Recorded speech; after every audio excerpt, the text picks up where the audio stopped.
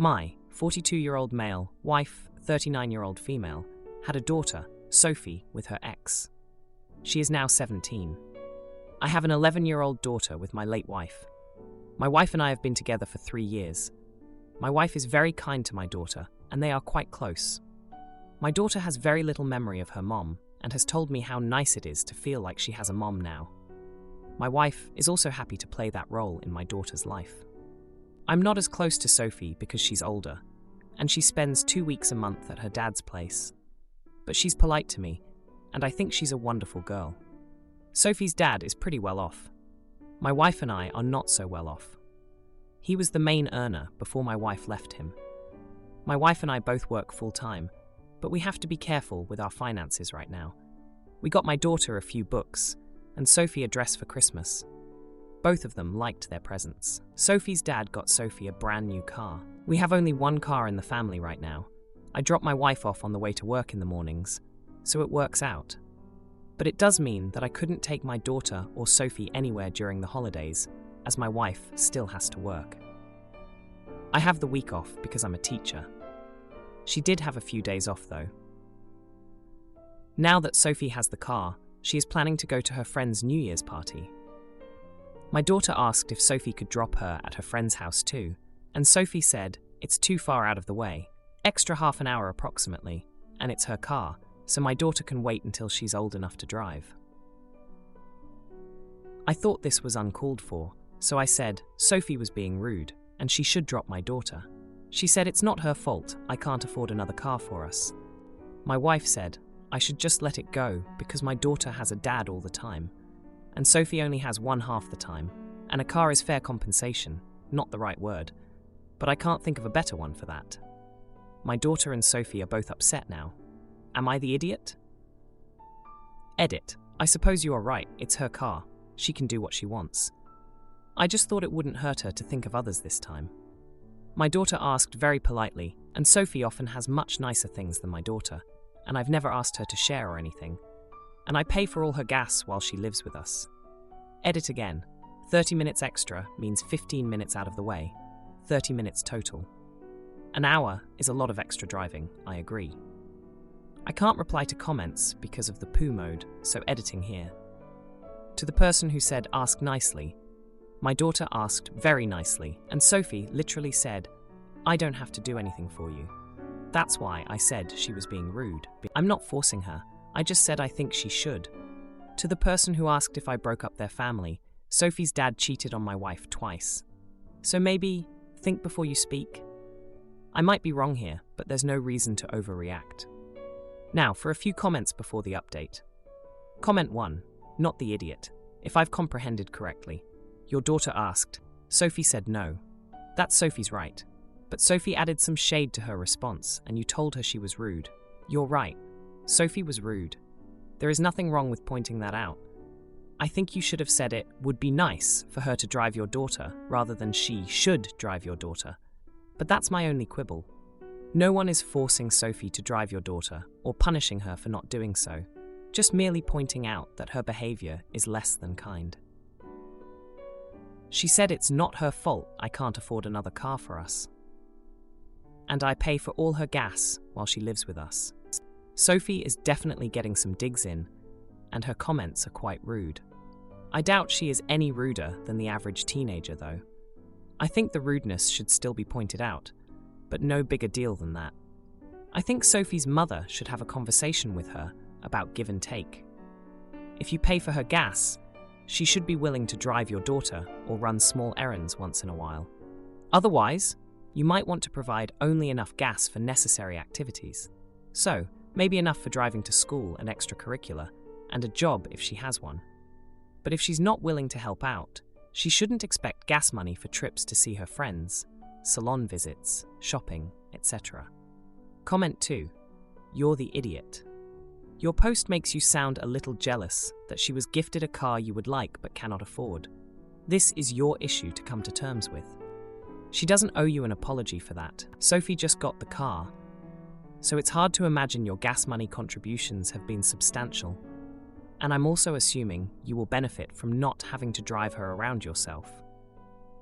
It shouldn't be shocking that a 17-year-old going out for NYE with friends doesn't want to chauffeur her 11-year-old stepsister around. And I agree with others that I'm not sure I'd want an 11-year-old in a car with a new driver on NYE anyway. Take your daughter to the party yourself. This is what you would have had to do if Sophie never received the car as a gift anyway. I don't know why it's suddenly such a hardship for you. Now for the update. Hey everyone, a lot has happened since my last post, and I'm here to give you the juicy details. After the whole car debacle, things got pretty tense at home. Sophie was still cold towards my daughter, and my wife was caught in the middle, trying to keep the peace. I was frustrated, feeling like I was failing to bring my family together. But then, something unexpected happened. Sophie's dad, who's always been the flashy type, got himself into some serious financial trouble. Turns out, his business wasn't doing as well as everyone thought, and he had been living way beyond his means. Suddenly, Sophie's shiny new car didn't seem so glamorous anymore. Meanwhile, my daughter was feeling left out and hurt by Sophie's attitude. She missed her mom a lot during these times, and I could see it was affecting her. I remembered how my late wife always encouraged kindness and empathy, and I knew I had to do something to honor that. I sat down with Sophie and had a heart-to-heart.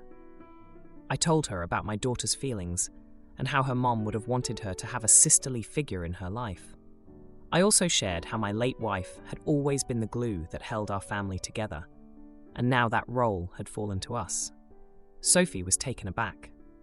She hadn't realized the impact of her actions. She opened up about feeling torn between two families and admitted that she was scared of losing her lifestyle due to her dad's financial issues. It was a moment of vulnerability that changed everything. The next day, Sophie surprised us all.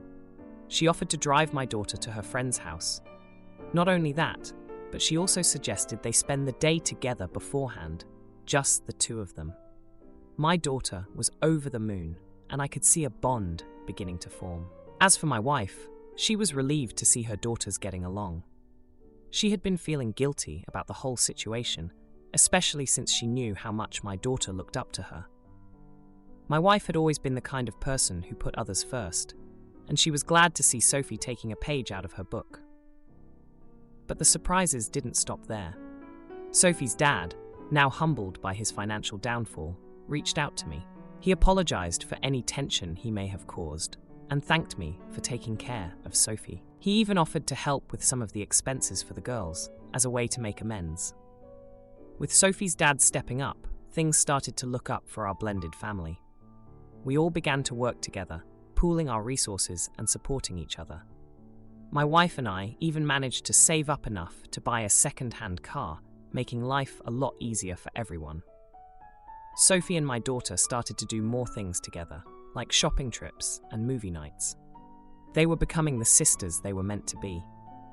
And as for my wife and me, we were finally feeling like a real team, parenting side by side. In the end, it was the challenges that brought us closer. We learned to communicate, to understand each other's struggles, and to support one another. Our family may not be traditional, but it's filled with love, and that's all that really matters. Brother raised me like a dad and let me live in his apartment rent-free, but now he demands 20% of my business revenue. I realize he's been keeping score and using his past favors as leverage. Then he drops a bomb on me. My brother, older by 11 years, did a lot for me when I was younger and still living with our parents. With him so much older than me, it often felt like he was a second dad to me. Not only did he give advice and guidance, but he also paid for things out of his own pocket. Took me on road trips, paid for movies, restaurants, let me borrow his car, etc. Even when I was a young adult after high school, he let me stay in his apartment, rent-free for a month, before I got my first job. Not only that, he bought me a suit for my first job interview. All this was really great, and I'm very fortunate to have a brother who looked out for me. He has been looking out for me for as long as I can remember. However, also for as long as I can remember, he has told me, "You'll pay me back one day." The first time I remember him saying this, I was 5 years old, and he was 16 years old. Every time he would do something nice for me, he told me, "You'll pay me back one day." Being told this since a very young age, I automatically believed it was true and agreed that I would pay him back. Even into my early 20s, I felt that I really owed him and that I needed to pay him back at some point. I did do nice things for him when I had the opportunity, but not nearly to the scale that he did for me. Being so much younger, I just couldn't do as much for him as he did for me. Now, I'm 32 years old and a dad. When I do nice things for my kid, I can't imagine saying, "You'll pay me back one day." In fact, I think that anyone who would try to instill a feeling of financial debt in a young child is a total AH. A young child doesn't have the mental capacity to understand what this means or the ability to consent to debt. A few months ago, my brother, now 43 years old, said to me, "Remember all the things I did for you? You'll pay me back one day." I responded, "Tell me how much, and I'll pay you." He didn't respond to my comment, but a few minutes later said, "You know you'll pay me back one day." Again, I replied, "Tell me how much, and I'll pay you." He responded, "No, I know you'll take care of me in the future." Last week, my brother told me that because he helped me so much while I was growing up, he should be given 20% of the revenue in perpetuity from my small business. I was shocked. I refused to pay him, and he was extremely upset. I've since decided that I don't owe him any money, and that he may have been psychologically manipulating me since I was a young child. Am I the AH for refusing to give money to my brother? Is my brother the AH for expecting money from me? Now, for a few comments before the update. Comment 1. Not the idiot. I almost went with NAH, because your brother clearly has unresolved resentment due to the parentification he experienced as a child. He is blaming the wrong person, though. This isn't on you. This is on your parents or legal guardians. So sorry, OP. Comment 2. Not the idiot. No one ever owes. The people who raise you. It would be like paying back your parents for simply being your parents. It makes no logical sense whatsoever. Now for the update. Hey everyone, a lot has happened since my last post, and I've got to get this off my chest. So, after I refused to give my brother a cut of my business revenue, things got really tense. We had a huge argument, and he brought up every single thing he ever did for me. It was like he had a mental ledger, and he was reading it out loud. I couldn't believe it. He even mentioned the time he bought me a suit for my first job interview, something I thought was a kind gesture, not a loan. I've been thinking a lot about our childhood since then. My brother was always the one I looked up to. He was the cool, older brother who knew everything. When our parents were busy, he was the one who helped me with homework, taught me how to ride a bike, and even defended me from bullies at school. I always felt like I was in his shadow, trying to live up to the example he set. But now, looking back, I see things differently. I remember the pressure I felt to make him proud, to somehow repay him for all he did. I never thought he'd actually hold me to it, though. It's like he's been keeping score all these years, and now he wants to cash in. Last Tuesday, things escalated. My brother showed up at my house unannounced. He was furious that I had talked about our situation online. Apparently, one of my cousins saw my post and told him about it. He felt betrayed that I'd air our dirty laundry to strangers. But I was just looking for some unbiased opinions, you know? We had a heated confrontation right there in my living room. My wife and kid were out, so it was just the two of us, going back and forth. He said he couldn't believe I was being so ungrateful after everything he'd done for me. I told him that I appreciated all of it, but it wasn't fair to hold it over my head forever. Then he dropped a bombshell. He said that when our parents' health started failing a few years back, he was the one who took care of the medical bills and never told me because he didn't want to stress me out. I was floored. I had no idea. He said that was part of what I owed him. I felt a mix of gratitude and anger. Why didn't he tell me back then? Why use it as leverage now? The argument got so intense that he stormed out, saying he didn't even know who I was anymore. I was left standing there, feeling like I'd just lost my brother over something so stupid as money. I've been trying to make sense of it all. I remember when I was about 10, he got his first job at a local grocery store. He'd spent his first paycheck on taking me to a baseball game. It was one of the best days of my life. I never thought that day would be part of some debt I owed. It's been a week since that fight, and we haven't spoken. My wife says maybe it's for the best, that we need some space to cool off. But it's hard. He's my brother, and despite everything, I miss him. I've been losing sleep over this. I keep thinking about all the times he was there for me, and it breaks my heart to think that he sees our relationship as transactional. I always thought family was about unconditional love, not keeping score. I've been talking to some old friends who knew us growing up, trying to get their perspective. They were shocked by his demands. They remember him as the generous big brother, not someone who would one day ask for payback. I'm at a loss, guys. I don't know if I should reach out to him or wait for him to come to me. I don't even know what I'd say. It's like we're strangers now, and that's the last thing I ever wanted. Husband promised me he'd quit partying for a new career, but now he's hinting at going to a music festival in another country. I just had a miscarriage, and he's prioritizing the festival over me. I'm giving him the silent treatment. Oh boy, I just found out he's been having an affair. So my 25-year-old female husband, 33-year-old male, works in the entertainment industry, which means he's around parties every weekend, coming home in the afternoon on weekends, etc. We've had many issues in our relationship related to this lifestyle. When we started dating, I told him we weren't compatible because I just couldn't live like this. He told me he was looking for a career change and was tired of the lifestyle too. He said it would only take a couple of months, as he was already getting paperwork to be able to work in another field. Fast forward, time kept passing by, and the paperwork is still not ready. We're almost 2 years in, have a 4-month-old baby, and I'm just sick and tired of this life. I'm a stay-at-home mom, he's a really caring husband, and we really get each other. We live a good life together, besides his job. There's an upcoming music festival in a South American country right now, and he started giving me hints weeks ago that he may need to go. I was very clear that I didn't approve of this, because in the past year he did the same trip, and it was a shit show. He told me he would only go if the money made sense, as January was going to be a slow month. He went above and beyond to make me understand he wouldn't be partying all day, etc. When I asked him how much he would make there, I told him that wasn't a significant amount and that I have savings we could use in case we were slacking this month. He completely refuses to let me use my money, so the conversation just didn't end in any agreement. For 2 weeks, the trip was never mentioned. I figured he may not be going, as it wasn't worth it. We found out that we were pregnant with our second child, and yesterday I started bleeding heavily and realized I was having a miscarriage. When I told him, he goes like, "Oh, are you bleeding? Is it bad?" I don't know what to do. The people that were going to pay me for this trip never confirmed with me and just told me they're already there and need me there by tomorrow.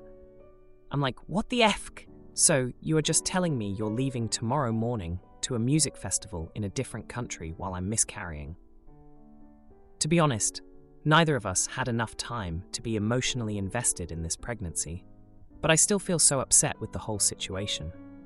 He's heading there right now, calling me all the time to make sure I'm fine, but I just don't even want to pick up the phone.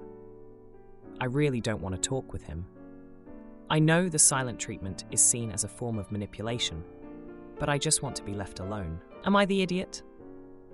Edit. Some words, English is not my native language, sorry in advance. Edit 2. I haven't stopped communicating. He's heading there right now, called to check on me, and I asked him to please mind his business while he's on his trip and leave me alone, as I'm not going to give him validation for what he's doing. But he insists he's going to be calling me all day, so I don't have to worry, and I just really don't want to talk with him. So I'm considering to stop answering the calls. Now, for a few comments before the update.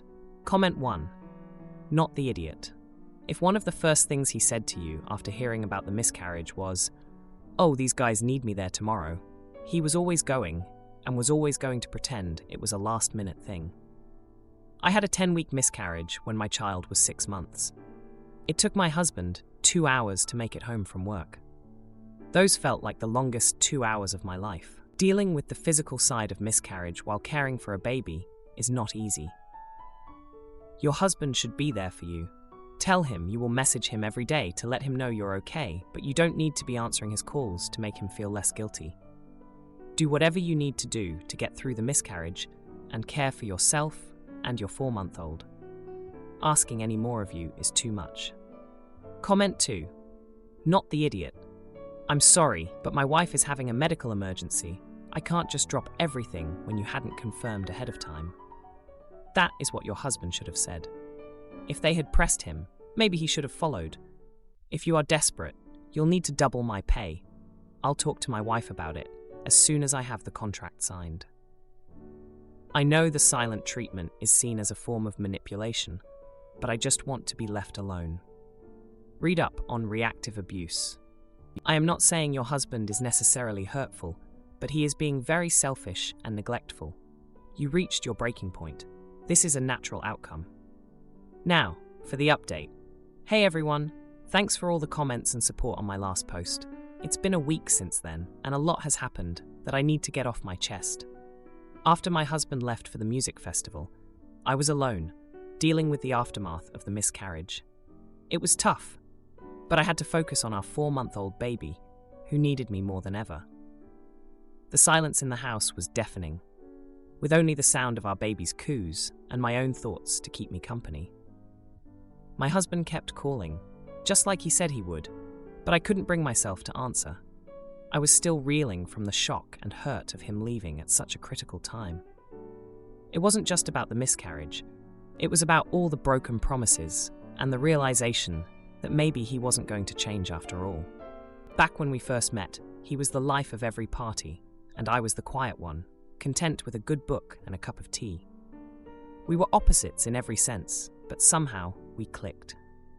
He promised me a future away from the chaos of his job, a stable life where we could raise a family together. I held on to that promise, even when everything else told me it was a pipe dream. The days passed slowly, and I found myself reflecting on our relationship. I remembered the early days, the excitement, the passion. He was always spontaneous, whisking me away on last-minute trips, showering me with attention. But as time went on, those moments became rarer, replaced by late nights and empty promises. Then came the call that changed everything. It was from a number I didn't recognize, but I answered it on impulse. It was a woman's voice on the other end, hesitant at first, then growing bolder as she spoke. She told me she was with my husband at the festival, that they had been seeing each other for months. My heart felt like it stopped beating. I couldn't speak, couldn't breathe. She apologized, said she didn't know he was married, that he had told her we were separated. I hung up the phone, feeling numb. The betrayal cut deeper than I could have imagined. It wasn't just the infidelity, it was the lies, the deceit, the way he had looked me in the eyes and promised me a future he had no intention of building. When my husband finally came home, I confronted him. The confrontation was explosive, with accusations flying and tears streaming down my face. He tried to deny it at first, but the evidence was too much. He admitted to the affair, to the lies, and to the fact that he had no intention of leaving his job. The heartbreak was overwhelming. I had built my life around this man, had given him a child, was ready to give him another, and all the while, he had been living a double life, one that I was never truly a part of. I told him I needed space, that I couldn't look at him without feeling sick. He packed a bag and left, saying he would give me all the time I needed. But as the door closed behind him, I knew that this was more than just a break. This was the end of the life I thought we had, the end of the trust and love that I thought was unbreakable. Now, I'm left picking up the pieces, trying to figure out how to move forward. Our baby is my priority, and I'm trying to be strong for both of us. But the pain is still fresh, the betrayal still raw. I haven't decided what to do next, whether to try and salvage our marriage or to let go completely. It's a decision I never thought I'd have to make, and one that I'm not ready to face just yet. If you like this video, you'll probably like these too. Also, while you're here, please consider subscribing. It's your support that keeps this channel alive and allows me to make better and longer videos. Have a great day.